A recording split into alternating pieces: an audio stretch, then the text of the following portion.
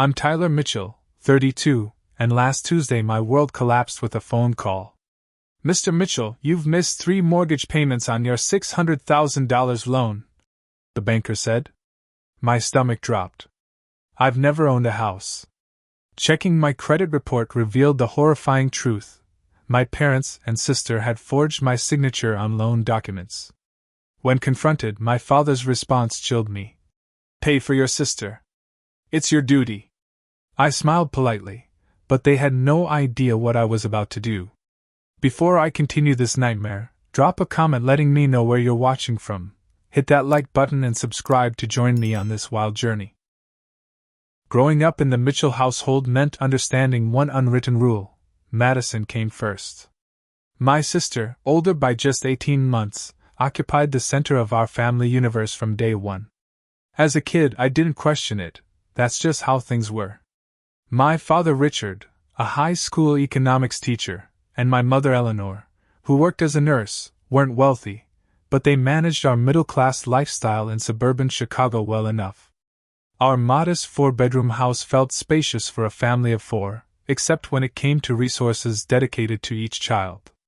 Madison's dance lessons, private tutoring, and later her college tuition at an expensive private university were essential investments. Meanwhile, my academic achievements were expected rather than celebrated. Tyler's naturally smart, my mother would tell relatives. Madison just needs a little extra support. This explanation justified the disparity in attention and financial resources directed toward us. Despite this, I excelled academically. While Madison struggled through community college after dropping out of the expensive university our parents had sacrificed to afford, I earned a full scholarship to MIT. My parents' reaction? That's nice, Tyler. Did you hear Madison got a job interview at the mall? After graduating with honors in computer science, I secured a position at a tech startup in Boston. Those early years were lean, a tiny apartment shared with 2 roommates, meal prepping to save money, and building my emergency fund dollar by dollar. Madison, meanwhile, cycled through retail jobs, always quitting when things got too stressful, or a manager didn't appreciate her potential. The pattern continued into our late 20s. When Madison needed a new car after wrecking her previous one, while texting, my parents called me. Tyler, your sister really needs help with the down payment, my father explained during one of our monthly calls. Just $5,000. You're doing so well now with that fancy job. I sent the money, despite having just started to build my retirement savings. The thank you lasted approximately 2 days before Madison was posting Instagram photos from a weekend spa trip with friends. When Madison decided at 29 that her true calling was interior design, guess who my parents volunteered to fund her certification program?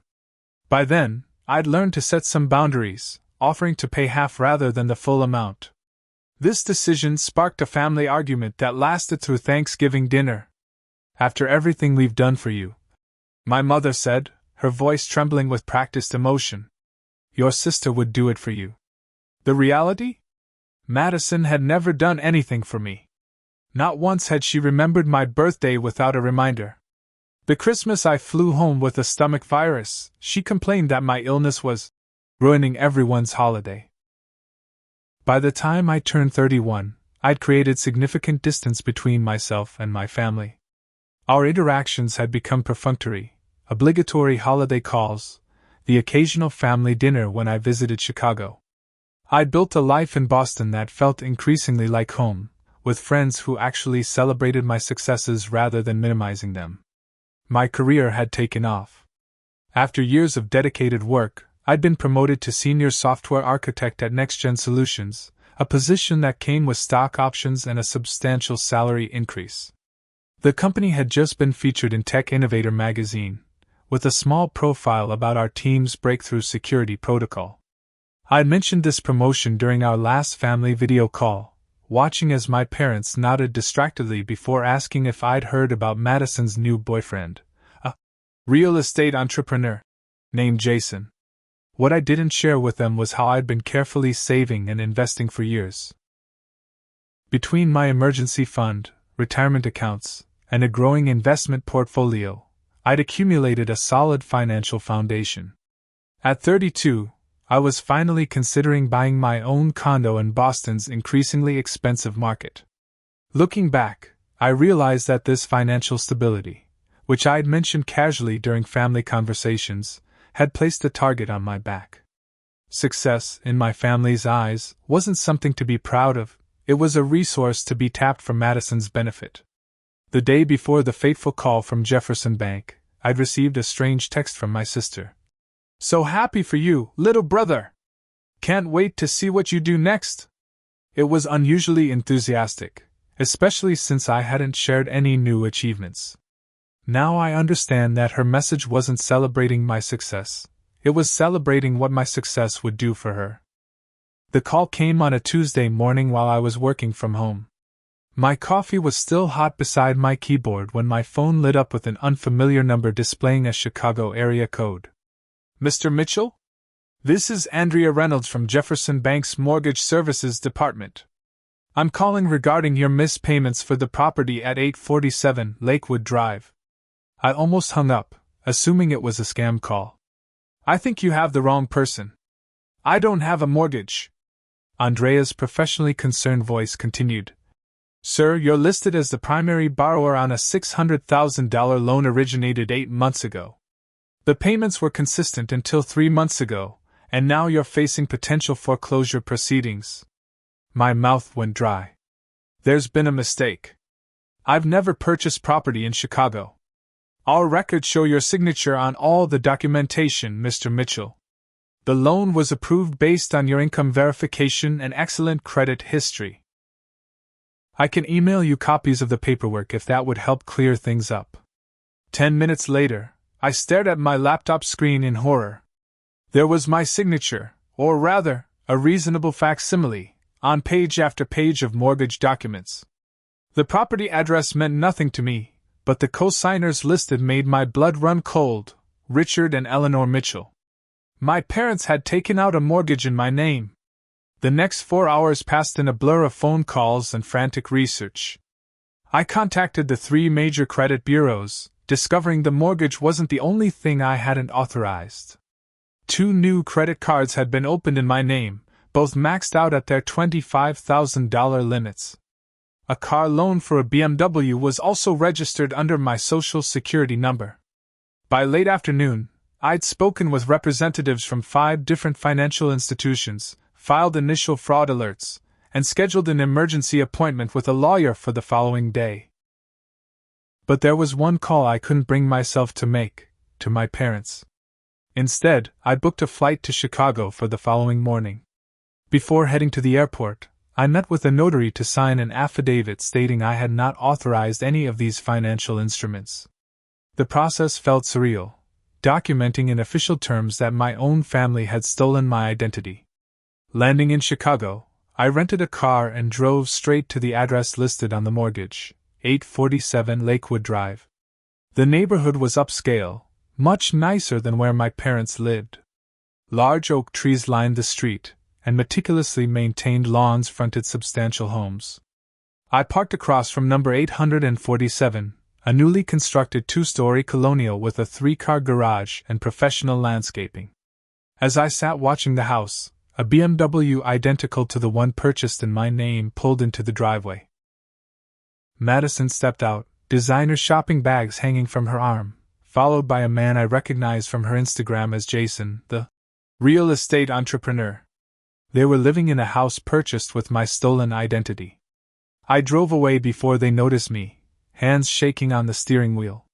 My next stop was Jefferson Bank, where I met with their fraud department.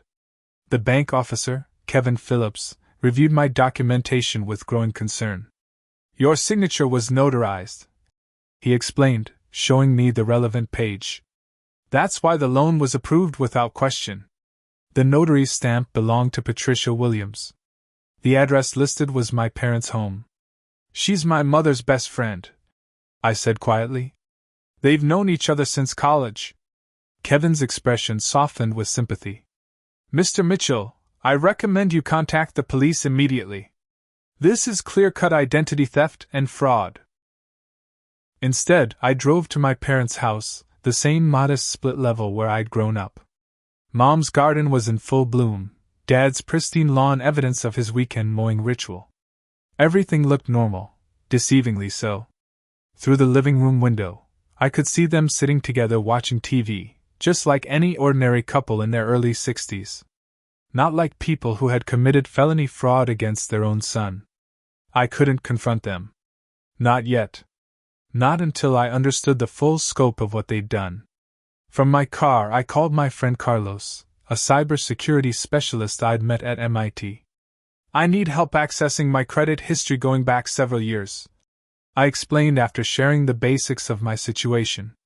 Carlos's expertise revealed what the initial credit report hadn't shown: smaller fraudulent accounts dating back nearly 5 years. Student loans for Madison's interior design courses. A timeshare in Florida. A personal loan that coincided with my sister's life-changing trip to Europe. This wasn't a one-time desperate act. This was a pattern, a systematic exploitation of my identity and financial reputation that had been going on for years. The mortgage was just the latest and largest theft. You need to talk to the police, Carlos insisted. This is serious, Tyler. I will, I promised. But first, I need to talk to them. Before confronting my family, I visited the local police station to understand my options. Detective Marcus Johnson listened patiently to my story, his expression revealing nothing. Family fraud cases are complicated, he explained. If you file a formal report, we'll investigate, but you should understand, this will likely result in criminal charges against your parents and sister. I nodded, feeling numb. What if I don't report it? Then you're potentially liable for all these debts. Your credit is already damaged. Without a fraud report, you have no protection. I left with a blank report form in hand, my decision still unmade. By evening, I checked into a hotel and laid out all the evidence: the fraudulent mortgage, credit cards, loans, and the years of smaller identity thefts I'd never noticed. The total amount stolen in my name exceeded $700,000. Tomorrow, I would confront my family. But tonight, I had one more call to make, to Samantha Wright, the lawyer Carlos had recommended who specialized in identity theft cases. Document everything, she advised after hearing my story. And if possible, get them to admit what they've done, preferably in writing or a recorded conversation. I fell asleep surrounded by paperwork, my childhood family photos still displayed on my phone's background, a cruel reminder of the illusion I'd lived with for so long. The next evening, I arrived at my parents' house just as the sun was setting. My mother answered the door with a surprised smile. Tyler! What are you doing here? Why didn't you tell us you were coming? She pulled me into a hug that I couldn't bring myself to return. Last-minute decision, I replied, following her into the familiar living room where my father sat in his usual recliner. Son! He exclaimed, looking momentarily uncomfortable before masking it with enthusiasm. Great to see you. How long are you staying? Just a short visit, I said, taking a seat on the couch. I thought we should talk in person. My mother's eyes darted nervously to my father. Let me call Madison. She'll want to see you. Perfect, I said. I'd like to talk to her too. While my mother made the call, my father attempted small talk about the weather, sports, anything but the reason for my unexpected visit. I answered with minimal responses, observing how he kept glancing at his phone. 30 minutes later, Madison arrived with Jason in tow. She'd clearly rushed to get there, her usual perfectly styled appearance slightly disheveled. Baby brother! She exclaimed with exaggerated affection, hugging me tightly. What a surprise! Have you met Jason? The real estate entrepreneur shook my hand firmly. Heard a lot about you, man. The tech genius in the family. We all settled in the living room, an uncomfortably normal family gathering. My mother brought out cheese and crackers, offering drinks as if this were a casual social visit. So, I began after declining a beer. I got an interesting call yesterday from Jefferson Bank. The room went silent. My father cleared his throat, while my mother suddenly became very interested in rearranging the cheese plate.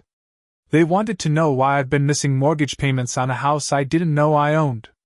I kept my voice calm, watching their reactions. Madison spoke first, her voice pitched high with artificial confusion. What are you talking about?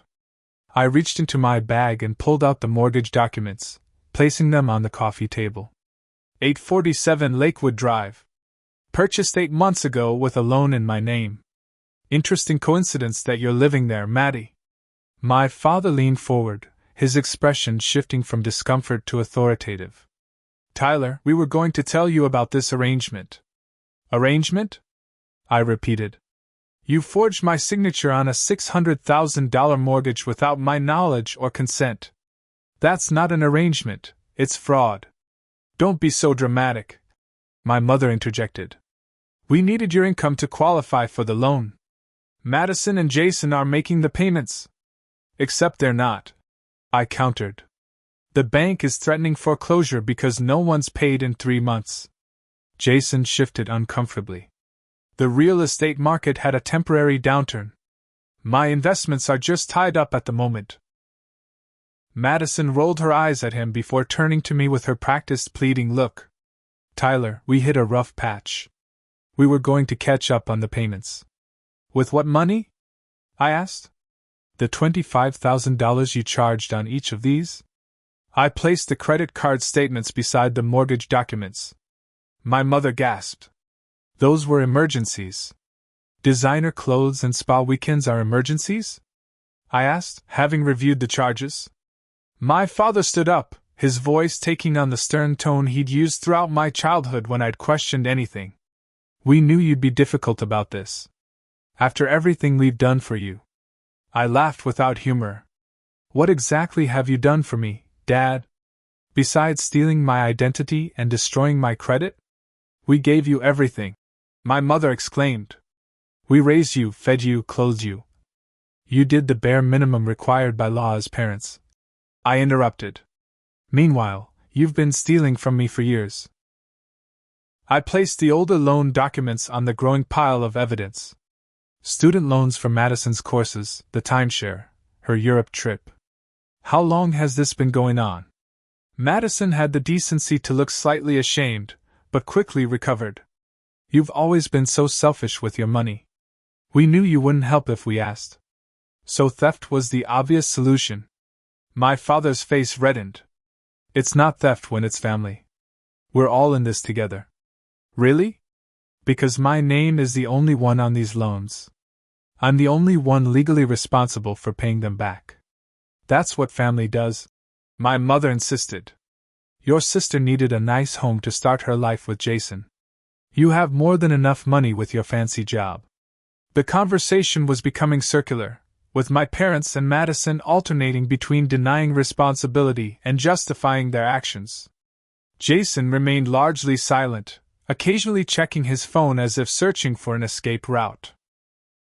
Finally, my father delivered the line that would forever change our relationship. Pay for your sister. It's your duty. She's your blood. I felt an eerie calm settle over me. The recorder app on my phone had been running since I entered the house, and I now had explicit confirmation of their fraud. And what is your duty as parents? I asked quietly. To protect your children or exploit them? My mother began crying, her go-to tactic when confronted. How can you be so cold? We're not asking for much, just help with the mortgage until Jason's investments pay off. And the credit cards? I asked. And the car loan? And all the other accounts you've opened in my name over the years? We've always taken care of you, my father insisted, ignoring my questions. Now it's your turn to take care of your sister. Madison nodded enthusiastically. That's what brothers do. Besides, once Jason's deal comes through next month, we'll take over the payments completely. Jason looked surprised at this claim but quickly nodded in agreement. I stood up, gathering the documents. I've filed fraud alerts with all 3 credit bureaus. Tomorrow I'm meeting with the bank's fraud department again, and then I'm going to the police. The room erupted in protests and threats. You wouldn't dare! my father shouted. Think about what this will do to our family, my mother pleaded. Madison's approach was more direct. If you do this, you're dead to me. To all of us. I paused at the door, looking back at the people who shared my DNA but had betrayed every aspect of trust and love that should define a family. You should have thought about that before you stole my identity. The morning after confronting my family, I woke up in my hotel room to 27 missed calls and 43 text messages. My parents and Madison had spent the night alternating between threats, guilt trips, and occasional false promises to make things right. One text from my father stood out. If you pursue this, your mother may not survive the stress. Her heart condition has been worse lately. The manipulation was so transparent it almost made me laugh. My mother had never had a heart condition. I silenced my phone and headed to my first appointment of the day, a meeting with Derek Barnes, a financial fraud specialist recommended by Samantha Wright, the attorney I'd consulted. Derek's office was minimalist and efficient, much like the man himself. In his late 40s with prematurely gray hair, he had the focused demeanor of someone who had seen every possible financial scam and knew exactly how to dismantle them. Family fraud is actually the most common type of identity theft, he explained after reviewing my documents. And unfortunately, the most complicated to resolve. Because of the emotional entanglement? I asked. That, and because many victims ultimately decide not to press charges, which makes it nearly impossible to remove the fraudulent debts. He looked at me directly. Are you prepared to follow through with this, even if it means your family faces criminal charges? I thought about Madison's text from earlier that morning. You've always been jealous of me. This is just your way of getting revenge. Yes, I answered firmly. I'm prepared to follow through. Derek nodded approvingly and outlined our strategy. First, we would file comprehensive identity theft reports with every affected financial institution. Next, we would work with the credit bureaus to dispute every fraudulent account. Finally, we would cooperate with law enforcement to build a case against my family members. The recording you made last night is helpful, Derek noted. But be aware that in some states, recording without consent is problematic. We'll let your attorney advise on how best to use that evidence. Speaking of attorneys, my meeting with Samantha Wright was scheduled for later that afternoon. Between appointments, I stopped at a small cafe, choosing a corner table where I could watch the entrance, a new paranoia I'd developed since discovering my family's betrayal. As I waited for my coffee, my phone lit up with a call from Carlos. How did it go with your family? He asked immediately. I gave him the abbreviated version, ending with, and now I'm persona non grata. My mother texted that I'm killing her with stress and Madison says I've always been jealous of her. Carlos's response was immediate and firm. That's gaslighting, man. Classic manipulation. They're the ones who committed fraud, but they're trying to make you feel like the bad guy for not going along with it. His support meant more than I could express. Thanks for having my back on this. Always, he replied. Look, I've been doing some digging. That guy Jason? He's got a history of failed businesses and legal issues. 3 bankruptcies in the last decade and a pending lawsuit from former investors. This information didn't surprise me but confirmed my suspicions about Madison's boyfriend. So his investments aren't likely to pay off anytime soon. Or ever, Carlos added. Which means they never intended to take over those payments. They expected you to foot the bill indefinitely. The conversation with Carlos strengthened my resolve. By the time I met with Samantha Wright, I was fully committed to pursuing both criminal and civil actions against my family. Samantha, a sharp-featured woman in her early 50s with a reputation for being relentless in fraud cases, didn't mince words. The good news is you have substantial evidence. The bad news is this will get ugly before it gets better. She outlined the legal process ahead, filing police reports, potential criminal charges against my parents and sister, civil litigation to recover damages, and the long process of repairing my credit. Your family will likely face felony charges for identity theft, fraud, and forgery. Given the amount involved, Prison time is a real possibility. The thought of my parents in prison should have been more disturbing than it was. Instead, I felt a strange detachment, as if we were discussing strangers rather than the people who had raised me. And Madison? I asked. Depending on her level of involvement, similar charges. At minimum, she was a knowing beneficiary of the fraud. I nodded, remembering the smug way Madison had dismissed my concerns, her absolute certainty that I would ultimately give in and pay for her lifestyle as I always had before. What's our next step? I asked.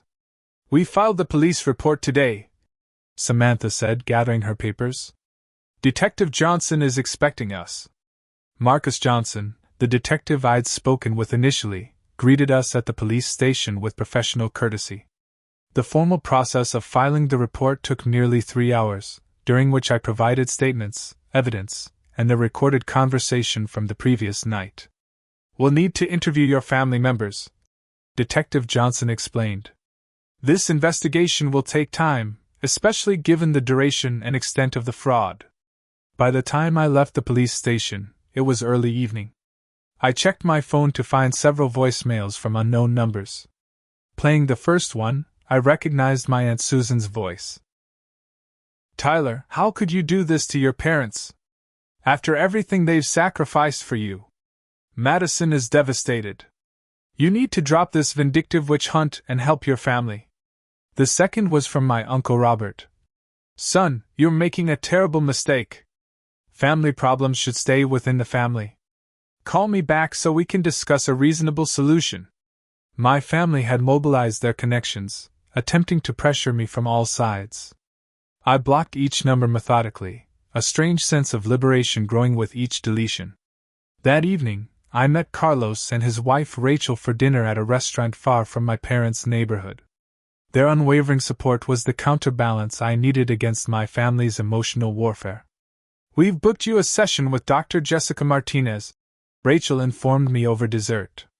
She specializes in family trauma and betrayal. I don't need therapy, I protested weakly. Carlos raised an eyebrow. Your family has been financially and emotionally abusing you for years. Trust me, talking to someone will help. I reluctantly agreed to the appointment, not realizing then how crucial Dr. Martinez would become in my healing process. As I prepared to return to my hotel, Rachel hugged me tightly.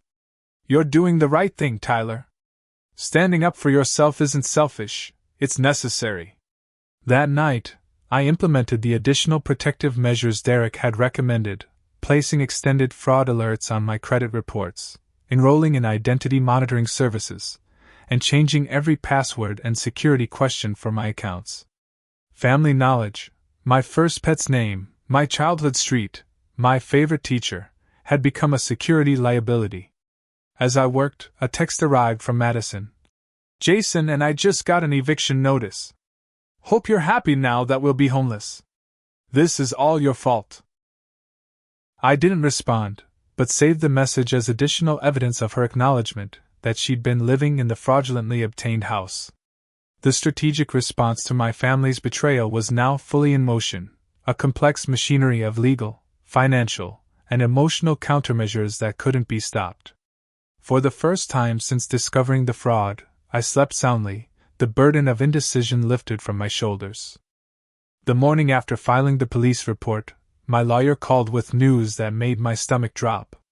Your parents are trying to withdraw funds from their accounts.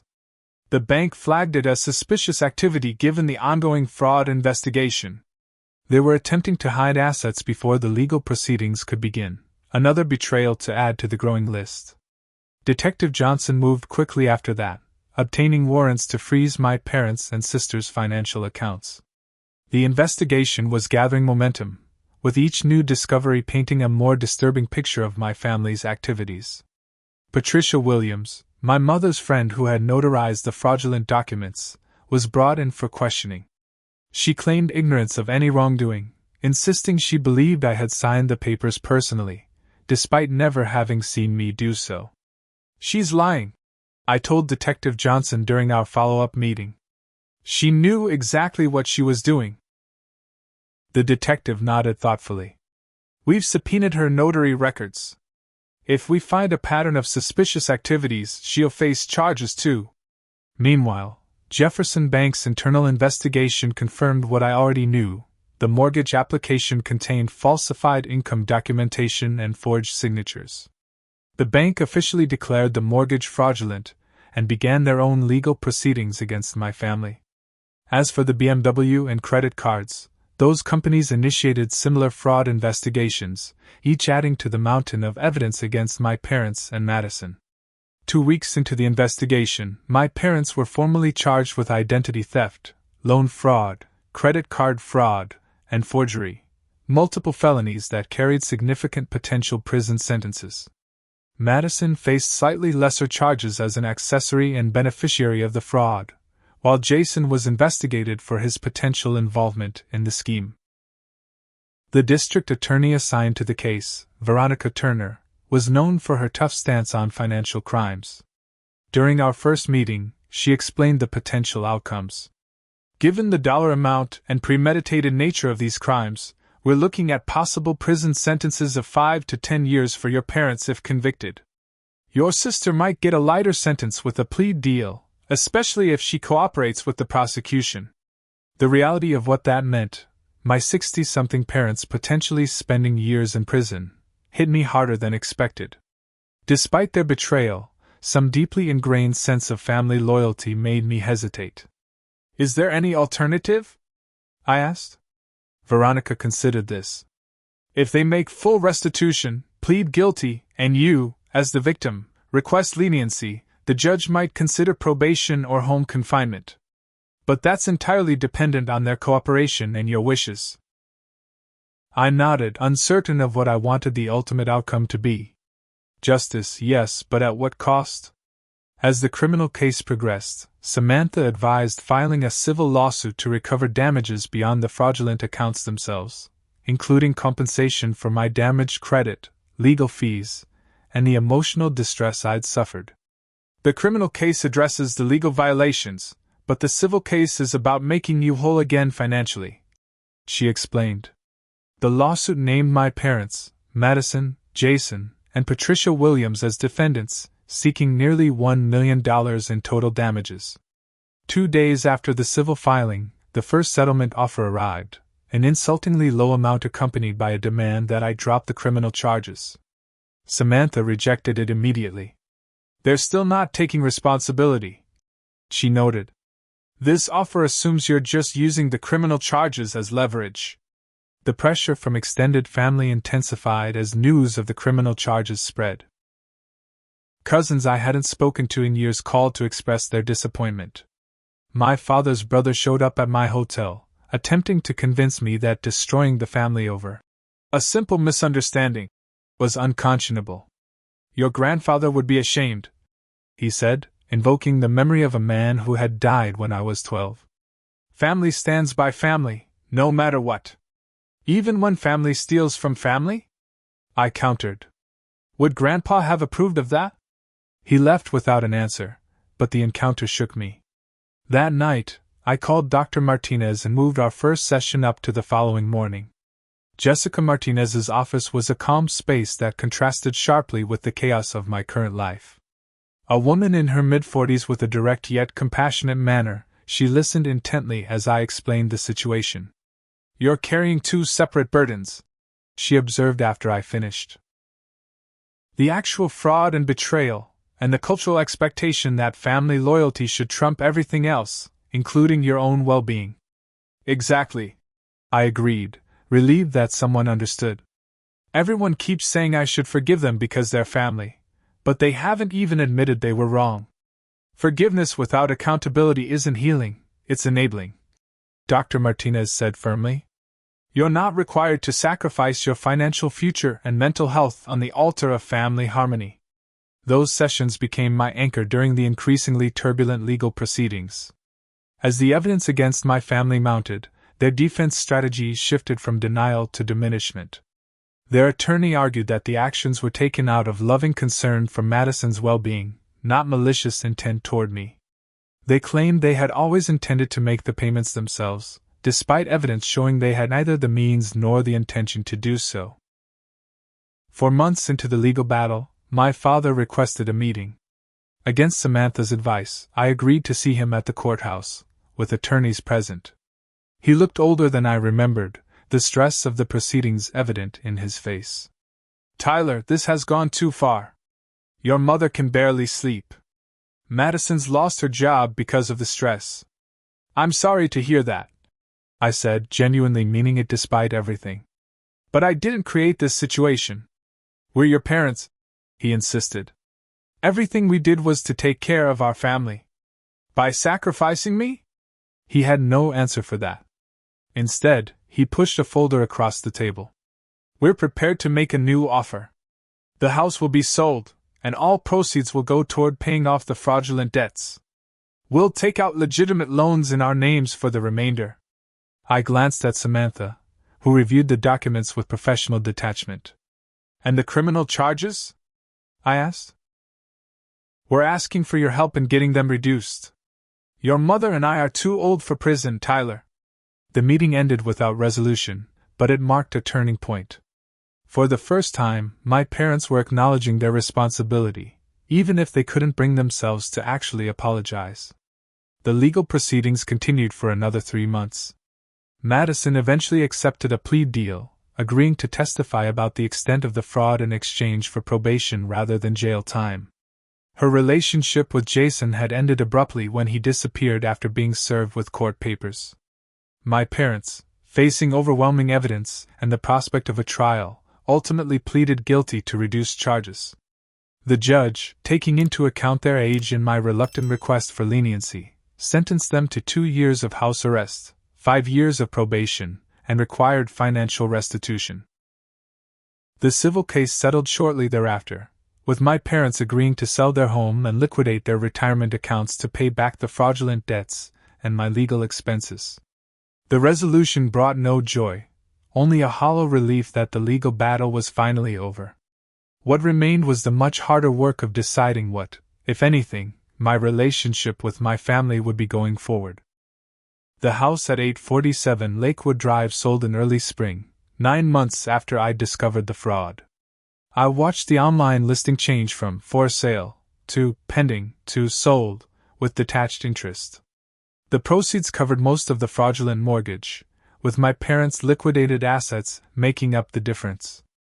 Madison had moved in with a friend after the eviction, finding work at a small design firm willing to overlook her legal troubles. According to the terms of her probation, she was required to make monthly restitution payments for the next 5 years to cover the credit card debts and other smaller fraudulent accounts. My parents, confined to their home except for approved medical appointments and weekly grocery shopping, had begun the humbling process of rebuilding their lives within severe constraints. Their friends had largely disappeared once the details of what they'd done became public, leaving them isolated in the same community where they'd once been respected figures. The legal resolution was clean and complete, but the emotional aftermath was messy and ongoing. Derek Barnes had successfully worked with the credit bureaus to remove all fraudulent accounts from my reports, though the process had taken months of persistent effort. My credit score, once excellent, was slowly recovering from the damage. Professionally, I managed to maintain my performance at work despite the distraction of the legal battles, even earning another promotion. My team at NextGen Solutions had been surprisingly supportive after I'd reluctantly explained the basics of my situation to my manager. "Family stuff is complicated," he'd said simply. "Take the time you need, and let us know how we can help." The first major family event after the resolution was Thanksgiving. For the first time in my adult life, I didn't fly to Chicago for the holiday. Instead, I accepted an invitation from Carlos and Rachel to join their family celebration. "You're honorary family now," Rachel insisted when I tried to decline. "And we promise not to forge your signature on anything." The joke, dark as it was, made me laugh, something that had become rare in recent months. The holiday with their boisterous extended family was chaotic in the best possible way, filled with genuine warmth and free from the undercurrents of resentment that had characterized my family gatherings. My phone remained silent that day, no calls or texts from my parents or Madison. I told myself I was relieved, though a small part of me felt the absence acutely. Dr. Martinez had warned me about this conflicted response. It's normal to miss the relationship you thought you had, even while acknowledging it wasn't real, she'd explained during one of our weekly sessions. Grief doesn't follow logical patterns. December brought unexpected developments. A carefully worded email from my father arrived, containing something I'd never received from him before. An actual apology. Tyler, I've had months of enforced stillness to reflect on the harm we caused you. There's no justification for what we did. It was wrong, not just legally but morally. I betrayed you as a father, and that failure will haunt me for whatever years I have left. I don't expect forgiveness, but I needed you to know that I understand now what we destroyed. I read the email multiple times, searching for the manipulative angle, the hidden requests, the subtle blame shifting that had characterized all our previous communications. Finding none, I showed it to Dr. Martinez at our next session. This appears to be a genuine acknowledgement of responsibility, she observed. How does it make you feel? Confused, I admitted. I've spent my whole life trying to earn their approval and never getting it. Now that I've stopped trying, my father sends this? People sometimes need to lose something completely before they can recognize its value, she suggested. The question is whether this recognition comes too late. I didn't respond to the email immediately, needing time to process my complicated emotions. Meanwhile, the practical aspects of my life continued to improve. The final fraudulent account was removed from my credit report in January, and I was approved for a mortgage on a small but perfect condo in Boston's South End. The day after closing on my new home, I received a letter from Madison, not an email or text, but an actual handwritten letter on expensive stationery. I've started therapy, she wrote. My counselor suggested I make a list of everyone I've hurt and how I've hurt them. Your name was at the top, and the list of harms was the longest. I'm not asking for forgiveness or reconciliation. I just want you to know that I'm facing what I did instead of making excuses. You deserve better from your sister.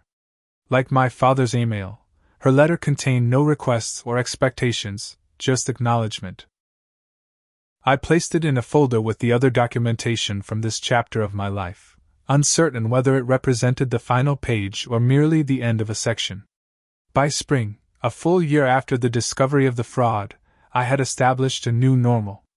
My condo was furnished exactly as I wanted, my career was thriving, and I'd even started dating again after months of avoiding any new emotional connections. My parents' house arrest would continue for another year, after which they would remain on probation. Madison had completed 6 months of her restitution payments, living frugally for perhaps the first time in her life. I hadn't seen any of them in person since the courtroom, our only communication being the occasional email or letter, always careful, always laden with the weight of what had happened. Then came my birthday in April. A small package arrived, accompanied by a note from my mother. I found this while cleaning. Thought you might want it. Inside was a faded blue ribbon with First Place, County Science Fair, 2003, printed on it. I remembered that day clearly. My volcano project had beaten out 50 other entries, including Madison's half-completed solar system model. My parents had attended the awards ceremony but left immediately after to take Madison shopping as consolation for her loss. I'd walked home alone, clutching my ribbon. Finding it now, preserved despite everything, felt significant in a way I couldn't immediately articulate. I called Dr. Martinez for an unscheduled session. They kept it, I said, showing her the ribbon during our video call. All these years, they kept it. What does that tell you? She asked. That there was some part of them that was proud of me, even if they couldn't show it? That somewhere underneath all the dysfunction, there was some form of love. Perhaps, she agreed. Or perhaps your mother is simply returning your property now that she recognizes the boundaries between yours and hers. Both interpretations held truth, I realized. Like everything in this situation, there were no simple answers, no clear resolutions. The following weekend, I did something I hadn't planned on doing for a very long time. I called my parents. The conversation was awkward, halting, filled with long pauses and careful phrasing. We didn't discuss the fraud directly, focusing instead on neutral topics: the weather in Chicago versus Boston, a new restaurant that had opened near their house, my recent promotion. As we were about to hang up, my father said something unexpected. "We're proud of you, Tyler. Not just for your success, but for your integrity. It took us losing everything to see what was always most valuable about you." I didn't know how to respond to praise that had come decades too late, so I simply thanked him and ended the call, sitting in silence afterward as I processed the strange new reality of my family relationships. They were different now, cautious, damaged, stripped of illusions. Whether they could ever be rebuilt into something healthy remained an open question, one that only time would answer. What I knew with certainty was that I had emerged from this ordeal stronger, with clearer boundaries and a deeper understanding of my own worth. The financial fraud had nearly destroyed me, but in fighting back, I had discovered resources within myself I never knew existed. As spring turned to summer, I hung the science fair ribbon in my home office, not as a symbol of reconciliation with my family, but as a reminder of my own resilience and the value of standing up for myself, even when it meant standing alone. The second year after discovering the fraud brought changes I couldn't have anticipated. My professional life continued its upward trajectory, with NextGen Solutions offering me a leadership position in their new cybersecurity division, ironically, specializing in identity protection systems. "Your personal experience gives you insight most security experts lack," my director explained when proposing the role. My personal life had found a new equilibrium as well. The condo in South End had become truly home, filled with books, technology, and art that reflected my tastes rather than anyone else's expectations. I'd even adopted a rescue dog, a calm shepherd mix named Edison, who seemed to sense when anxiety about my family's situation threatened to overwhelm me. The relationship with my family remained complicated. My parents had completed their house arrest and were adjusting to the restrictions of probation. They'd been forced to downsize to a small apartment, their reputation in the community permanently damaged by the public nature of their crimes. Madison had surprised everyone by maintaining steady employment and making her restitution payments without complaint. Her therapist had apparently helped her recognize patterns of entitlement and manipulation that had characterized her entire adult life. Our communication remained primarily through email and occasional phone calls, each interaction carrying the weight of our shared history but also showing small signs of something new emerging, not the blind loyalty my family had once demanded, but a more honest, if limited, connection.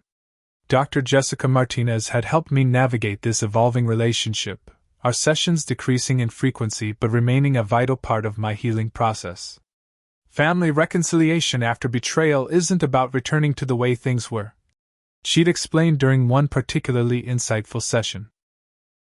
It's about creating something entirely new, with different expectations and clear boundaries. The therapeutic work had uncovered layers of family dysfunction I'd normalized throughout my life: the consistent prioritization of Madison's needs, the emotional manipulation, the expectation that I would sacrifice my own well-being for family harmony. "You were assigned the role of family caretaker from a young age," Dr. Martinez observed. "Your achievements were valued primarily for how they could benefit others, not for your own satisfaction or growth." This insight explained why my parents and Madison had felt entitled to use my financial success for their benefit. In their distorted view, that had always been its purpose. Understanding these dynamics didn't excuse what they'd done, but it helped me contextualize their behavior within a broader pattern rather than seeing it as a sudden, inexplicable betrayal. This perspective brought a measure of peace, even as I maintained the protective boundaries I'd established. One unexpected outcome of this journey was my involvement with identity theft support groups. What began as seeking help for my own situation evolved into offering guidance to others facing similar betrayals. The first time I shared my story at a community workshop, the relief on other victims' faces was palpable. Here was someone who truly understood the unique pain of family fraud. This volunteer work eventually led to a more formal role as an advocate. I began collaborating with Carlos on developing security workshops specifically addressing family identity theft, combining his technical expertise with my lived experience. "You've turned something terrible into something valuable for others," Carlos remarked after our third successful workshop. The volunteer work provided an outlet for the lingering anger and hurt that occasionally surfaced despite my progress. Each person I helped represented a small redemption of my own painful experience. My relationship with money had transformed as well. The fraud had initially made me hypervigilant about financial security, checking my accounts obsessively and viewing every transaction with suspicion. Over time, this anxiety evolved into a healthier awareness and more intentional approach to financial decisions. I established a comprehensive security system for my finances, including regular credit monitoring, multi-factor authentication for all accounts, and quarterly reviews of my entire financial picture. These practices became second nature, providing peace of mind without consuming excessive mental energy. The civil settlement had eventually restored my financial position, with the sale of my parents' house and liquidation of their retirement accounts covering most of the fraudulent debts. The remainder was being addressed through Madison's restitution payments, which she had maintained without missing a single month. 18 months into her 5-year payment plan, she requested a meeting, our first in-person interaction since the courtroom. We met at a neutral coffee shop in Chicago during one of my business trips, both of us visibly nervous. "I've been saving extra beyond the required payments," she explained, sliding an envelope across the table. "It's not much, but I wanted you to have it as a gesture of good faith." The envelope contained a check for $5,000, a significant amount given her modest salary. "You don't have to do this," I said, genuinely surprised. "The payment schedule is already set." "I want to," she insisted. "My therapist calls it making living amends. Actions, not just words." We talked for nearly 2 hours, our conversation evolving from awkward small talk to more substantive discussions about our shared childhood and the patterns that had led to the fraud. For the first time in our relationship, Madison listened more than she spoke, asking questions about my experience rather than centering her own. "I never saw you," she admitted toward the end of our meeting. "You were always just there. Reliable. Available when needed. I never considered that you had your own dreams and needs separate from mine." This acknowledgement, simple as it was, represented a fundamental shift in how she viewed our relationship.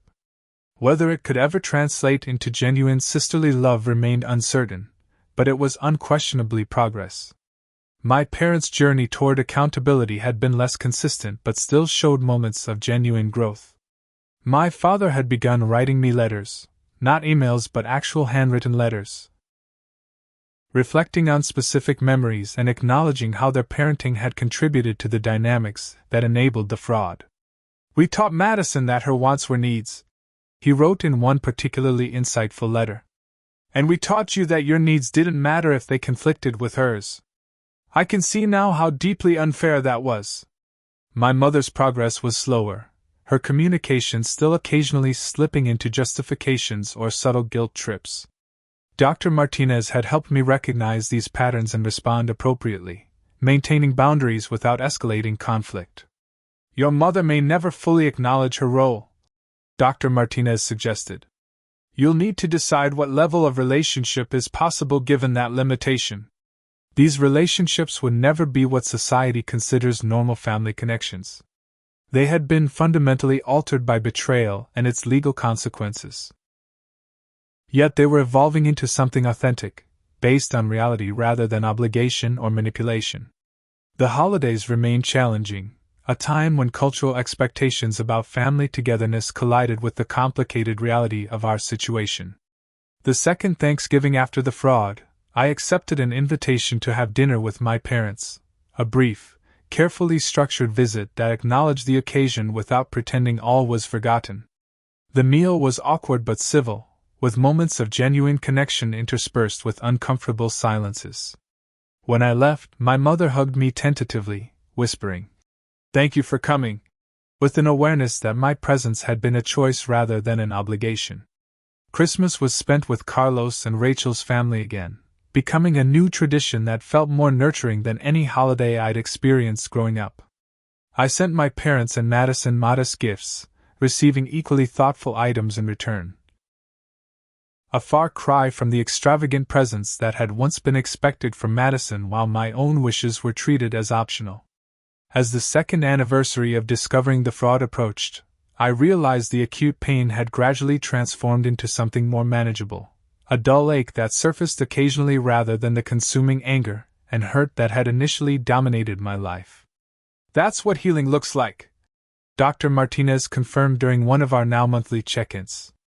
"Not the absence of pain, but its integration into your life story without allowing it to define you." This integration was evident in how I approached new relationships. Initially, I'd been reluctant to trust anyone, viewing every interaction through the lens of potential betrayal. Gradually, I'd learned to distinguish between reasonable caution and paralyzing suspicion, opening myself to new connections while maintaining healthy boundaries. I'd even begun dating seriously, my current relationship with Melissa, a book editor I'd met at a cybersecurity conference, progressing to the point where we were discussing moving in together. She knew my full story and understood why certain issues, financial transparency, respect for boundaries, explicit communication, were non-negotiable for me. "Your experience hasn't made you bitter," she observed one evening as we discussed our future. "It's made you intentional. You don't take relationships for granted." This perspective shift represented perhaps the most significant outcome of my journey. The fraud had stripped away illusions about family obligation and unconditional acceptance, forcing me to build relationships based on mutual respect and choice rather than blood ties or social expectations. As I approached the third year after discovery, I found myself increasingly focused on the future rather than the past. The fraud would always be part of my story, but it no longer dominated my narrative. It had become a chapter rather than the entire book. My volunteer work with identity theft victims had expanded to include consulting with financial institutions on preventing family fraud, using my experience to help create better protections and more compassionate responses for victims. This work brought unexpected healing, transforming my personal trauma into professional expertise that benefited others. Each policy change or improved security measure represented a small victory against the type of betrayal I had experienced. Looking back on the entire journey, from the shocking discovery to the legal battles to the ongoing process of redefining family relationships, I recognized that what had initially felt like destruction had ultimately led to reconstruction. The fraud had shattered my life as I knew it, but from those fragments, I had built something stronger, more authentic, and truly my own. The life I now enjoyed wasn't one I would have chosen through such a painful path, but it was undeniably mine, shaped by my choices rather than others' expectations, built on boundaries that reflected my values, filled with relationships based on mutual respect rather than obligation or exploitation. My family relationships continued to evolve, sometimes progressing, occasionally regressing, always requiring intentional maintenance of boundaries. Whether they would ever fully heal remained an open question, but I had made peace with that uncertainty. What I knew with absolute certainty was that I had emerged from this experience with a deeper understanding of myself and a clearer vision of the life I wanted to create, not despite the betrayal but because of how I had chosen to respond to it. Identity theft had taken my name temporarily, but in reclaiming it, I had discovered who I truly was. If you've ever experienced betrayal by someone you trusted, I hope my story shows that healing is possible, even when the path forward seems impossible to imagine. The journey isn't linear, and it doesn't lead back to where you started. It takes you somewhere new, somewhere that might ultimately be better than where you began. I'd love to hear your thoughts on this story. Have you experienced a similar betrayal, or do you know someone who has? What helped you move forward? Drop a comment below, hit that like button if this resonated with you, subscribe to hear more stories of resilience, and share this with someone who might need to know they're not alone in their struggle. Thank you for joining me on this journey. We're all stronger together.